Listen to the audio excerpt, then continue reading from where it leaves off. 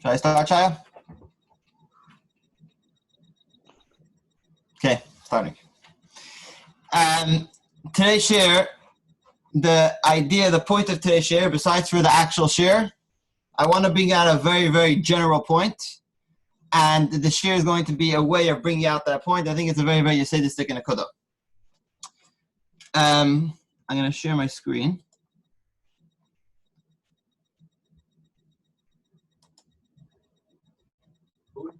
Able to enable sharing screen. What?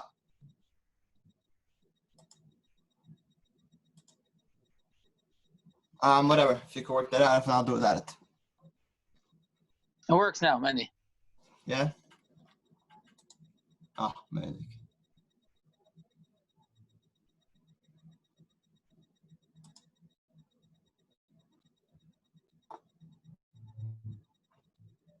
Okay, good. Okay, so if you see on top, there's a question. I'm first going to say the general question, then we'll talk about the specific question. The idea is that the Rebbe spoke many times. One of the times that the Rebbe spoke clearly about this is Parshas Balak, Tav Shin Nun Aleph, but it's something the Rebbe did a lot throughout the later years, and that is, I guess, the whole idea of the whole Sefer B'Sura Segula. And the Rebbe showed us how if you look around the world, you see signs of Moshiach coming. The Rebbe spoke a lot about the fall of the Iron Curtain, and they allowed Yidden to go to Eretz Yisrael, and a lot of Yidden went to Eretz Yisrael. That's a sign of Geula. Yidden have freedom to serve the Eibishter, and the idea of going to Eretz Yisrael is a me'ain, and the idea of Kibbutz Golios, taste the idea of Kibbutz Golios. They have spoke many times about the Gulf War, the whole history, the whole build-up, about Saddam threatened to destroy Eretz Yisrael, and all the Yisraelim, all the Yidden were worried that they were very worried that what's going to be. People thought Pasha everyone's going to be killed in the graves, and they were brought down the Medish, which says how the time when Moshiach will come, there'll be a Melech Paras, Melech Arvi will start. Melech Paras will start with Melech Arvi, and they've explained how it's what the Medish is saying that the time of Moshiach, the Yidden will be scared due to this Arab king will attack Melech Paras, and Moshiach will say, "Don't worry, he gives Mangul Laschem."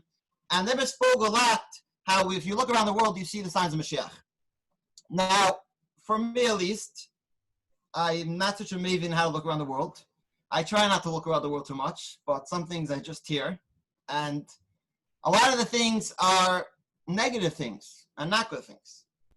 So you have people, and I'm not being shillet, I'm just saying it doesn't work for me. You can find gematriyos, you can find it in Muslim and everything. And if that shows you how to sign the Gula good. But a lot of times you look at things, and they look like bad things. You can look at the world, and if you look at very Fleish Gegen, yes, to a certain degree, the world's working towards peace, like there is spoken Mishpatim and Beis.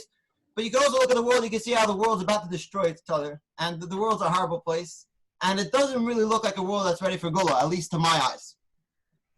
So the point I want to bring out this year is that not to be shallow what the Rebbe said to look around the world and see Gula, but even if you don't see, we are not able to judge if the world's ready for Mashiach or not. That means, Al-Derech Rebbe said a lot of times, everyone did tshuva. So if I look around the world, if I look at myself, I can tell you that we didn't do tshuva. And they've explained how it's possible and hear tshuva, etc. And whether or not that we should understand it, everyone wants us to understand it. But the idea is that the Rebbe never tells us, everyone knows what he's talking about. I'm going to give a dogma of something that at first glance, that opposite of Gula, looks like the biggest goal as possible, and yet explains the union of Gula. Fine. So we have over here, the question is the UN pressuring Eretz Yisrael to give away land. Is that a sign of Mashiach? So, in very brief, I guess we'll talk about it throughout this year. But there's a musig in the Geisha Welt where people tell Eretz Yisrael to give away a certain piece of land. Okay, well, we'll talk about it this year. So we have the Medish, the famous Rashi that we brought down many, many times, where Rashi tells us the whole entire reason why Torah starts off Bereshis Bara, even though Torah should start off with the first mitzvah, Chedesh Zelachem, and the reason why Torah starts with the first mitzvah is to tell us that David should create the world, and if a time will come when Yidden will come to the Goyim will come to Yidden, and they'll say, list them at them, that you're thieves and you stole Eretz Yisrael, then we can tell them David should create the world, and he gave it to you, and he wants to give it to us. He made it, he can decide who gets it. So, at first glance, the Goyim are coming with the Taina. If you read the Rashi Kipshutai, they're coming with the Taina and they're saying that listem atem because you conquered the land that belonged to Sheva Ratzis. So it's talking about after the Yidden went from Mitzrayim, they conquered Eretz Sheva Ratzis, and the Taina is that you're stealing it, and Yeshua says, yes, yes, you did take it from them, but I'm the one who gave it to them, I made it, and I'll decide to give it to you. Never spoke many times how after the 6-Day War, this Taina took on a new meaning. So in very short, Yidden established the state of Eretz Yisrael, and then there was the 6-Day War. After the 6-Day War, the Yidden conquered many, many new pieces of land. I think in general, the way that brings it down, there's Yerushalayim, part of Yerushalayim the Yidden conquered they never had before, the part of the Kesel, etc. Till 6-Day War, Yidden had no access to it. It was in Arab hands. Now the Yidden conquered it. Al-Dezeh, Shemin, and Azza, as we know, Gaza, used to be in Yiddish hands after the 6-Day War, and Shemin, a different part of what's now called the West Bank. And the Yidden conquered these parts. Now, right away from the 6-Day War, Ad Yivazev Ad Bechlal, the Goyim, and when we say the Goyim, we mean Bechlolus. Besides for Yechidei Skula, every single country, the UN as a whole, came to Yidden with the time to list them out them. You stole land that doesn't belong to you, you should give it back. Now, if someone happens to know, I don't know if it's a good thing to know, but these days, the Prime Minister of Eretz Yisrael is talking a lot about officially taking ownership of some of these parts that till now, so from Tafshach of Zion, they unofficially owned all these parts. Some they gave back, some they kept. And now he's telling you that we're officially going to take some of these parts of the West Banks based on Trump's peace plan. And the part is he's making official that we have these parts. And there's a big shturim all around the world from all the different leaders of the world, from what's called the UN. One second. Can everybody please mute themselves on your screen so we can hear them? Good.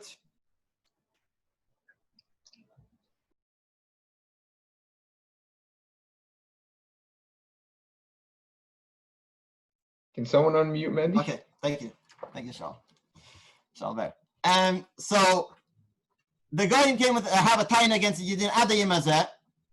Started then, but it continues now. That we spoke about it many, many times. This taina of Listamatim took a new form, and not so much a Listamatim because you took it from the Sheva Ratzis, but Listamatim because you took it from previous ownerships. So L'chayra, something that, if you look at a second what the Goyim are taining is, they're taining the Yidden don't own Eretz Yisrael. And as Zera puts it, Yerushalayim being the capital of Yidden, the Makom and Mikdash, the capital of where the Yidden are, the Goyim are taining that that part doesn't belong to Yidden. So the whole idea, especially when they ever spoke about it, Yidden going back to Eretz Yisrael, and the whole idea of the Gula is Yidden going back to Eretz Yisrael, right? The Pashta Pshah of the Gula, and we're going to have Yerushalayim, and Yidden are going to be full ownership of the whole entire Eretz Yisrael. Shleimus Haaretz, it's a big part of the Gula, is the Shleimus of the whole entire Yiddish nation, Shleimus Haaretz, and Shleimus of Torah Mitzvahs. And here we have this taina coming from Goyim, which is saying, listem atem, you don't own Eretz Yisrael, and one of the most precious parts of Eretz Yisrael doesn't belong to Yidden. So, never spoke about it. This specific sikha that I saw towards the beginning of the Surah Gula, it's a sikha of Shabbos Beishis Tafshin and Aleph. Now, a little background behind the sikha, already before then, Tafshin Nun already, or maybe even earlier, what's it called? Whatever, the Rashi started freeing the Yidden, and Yidden started making Aliyah Kilo going up to Eretz Yisrael, and then I spoke at length out signs of the idea of the taste of Kibbutz Galius, and already earlier on, you had the king of Iraq, the president of Iraq, Saddam Hussein conquered Kuwait, and the whole period which I spoke about, the Medish, when the Medish says the times of Moshiach, there will be a Melech Paras, which will start up with a Melech Arvi, with an Arab king. They explained Saddam Hussein was the king of Iraq, which is part of Persia, and this is the fulfillment of the Nevuah. And Bechlal in Indish Shnas Nisim, a lot of miracles. And then in Tafshin and Aleph in Chedesh Tishrei, there was a whole new, I don't know what was new then, because I think it happens every few weeks, every few months, but from a new, the Goyim came out, the new proclamation to the Yidden, listem atem, that Eretz Yisrael belongs to us. And then I spoke about it. The L'chayra, we're coming from Shnas Nisim, we're coming Tishrei and Aleph, we're coming from Shnas Nisim, going to miracles of Arenu Neflois, and we see Goyim coming and saying that Yerushalayim, which is Ir Habira, the capital of Eretz Yisrael, doesn't belong to Yidden, which is the Chayr of the Hapech Gula. So they were brought down over there, and really to fully understand this idea, you have to learn the Sikha before, because the whole Sikha is about this Rashi. But they were brought down, beginning of Capital Beis of Tilum, we say, Lama Rakshu Goyim Ulum Yegurik, which means that, very simply, the Goyim are Rakshu, they make a lot of noise and get all worked up. And Yegurik, they speak nonsense. Hakachenik. Ulumim is like Umim, the nations, and they speak nonsense. And the Rebbe said this is the idea that the Goyim are coming, and telling the Yidden list them at them. And it's Hakachenik. Because we know the Eibusha gave us Eretz Yisrael, we have rights to Eretz Yisrael, and which is why they emphasized that we shouldn't give it away. And it's Hakachenik. So this pasuk is, I guess, showing on the Taina of the Goyim, specifically this Taina that it says, which has no basis. It's Rik, which is that you stole Eretz Yisrael. And it's Rik because even in Mechamish Mikra knows already from the first pasuk. And they were brought down the Medrash there to further emphasize this. This is from Medrash Tilum on the pasuk. Amarav Evu Kol Rigushim Shurashoyim V'Chol Yigin Lirik. They can make a big deal. They can hakachenik, but it's nothing. There is no basis to claim. Then if you look at Rashi. And Rashi says, Rabbi Seinu Darsha Sinyan Malach Moshiach, that this is referring to Moshiach. And what's Pshat? It's referring to Moshiach. So if you look at the Medrash there, I'm not going to read inside, but the Medrash tells us that David HaMelech was wondering, and he turns to Goyim and he says, so to speak, you guys saw what happened to Avram. They started with Avram, Avram conquered the 4 kings. Avimelech started with Yitzchak, he saw what happened to him. Asa started in front of Pari, he saw what happened to him. In front of Yaakov. Pari started with the Yiddi, he saw what happened to him. Go through the whole Torah. Whoever started with the Yidden, it didn't work. So David's wondering about Mashiach, Mechemes Gilgal Magik. They're going to start with Mashiach. And David's wondering, and he's saying, what are you guys going for, B'chlal? It's Tziddik. There's nothing to your claim, B'chlal. You know it's not going to work. So the Rebbe said, by Rashi telling us, Rabbi Seinu Darshu, that this claim, this Lama Rakshu Goyim making a shturim and going and hacking against the Yidden and making these false claims against the Yidden, is referring to Mashiach. In essence, the Rebbe took it a step further, I guess, and never said that when Goyim come to the Yidden with these claims of list them at them, that is actually one of the Simonei Agula. So Bashkal Perishayna, they're telling the Yidden that you don't own Yehuda, you don't own Yerushalayim B'chlal, and other parts of Eretz Yisrael, and because we're the ones who decide who owns the country, and it's not about the Eibusha bringing Yidden to Eretz Yisrael, and the capital of Yiddishkeit does not belong to Yidden, and that's how it looks. And how it sounds, and it's Yidden going against Eretz Yisrael, and Yidden speaking bad against Yidden, and at least whatever anti-Semitism, you could make the list longer and longer. And if I would look around the world, that might be what I think and how I look at it. But over here, they was telling us that already Rashi in the pasuk told us that when Goyim come with a taina, which is Rik, which has nothing to it, specifically this taina where Yidden store Eretz Yisrael, despite the fact they should give it to us.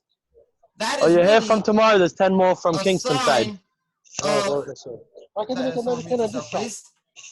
they what? I thought you don't believe in this anyways. You told me that you're Betzer Rebbe's minions. What do you care?